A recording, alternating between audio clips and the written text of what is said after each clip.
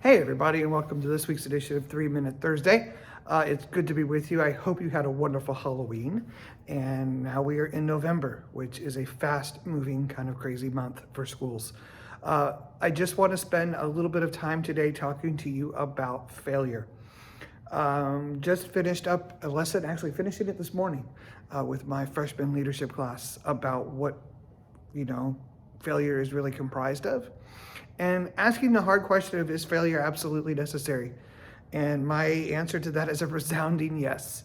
I think our society and our world have taken the idea of failure and turned it into something awful, something negative. And certainly if you hear I'm failing, that certainly has a negative connotation and a negative feel about it.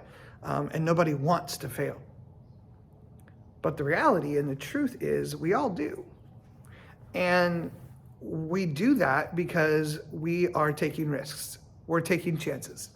Maybe it's a young person who took a step out of their comfort zone and challenged themselves with an AP calculus class, which is so foreign to me in my world.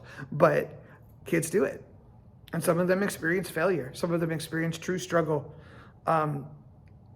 Maybe it is leaving a job that you are safe in and feel secure in because you feel a pull somewhere else. Maybe it is as a parent, feeling like you've let down your kids, or vice versa, maybe as a kid letting down your parents. It was amazing to me how many of my students talked about their fear of failure really stemming from a fear of letting somebody else down. That's our society. That is what we have taught our children. That's what we have taught ourselves. That if we stumble and fall, it's our fault. And that if we stumble and fall, there's something wrong with us. What we talked about and what I realized is some of our most basic actions that we have done started with failure. And I really set it on one, and I know I pounded it as a message to my kids.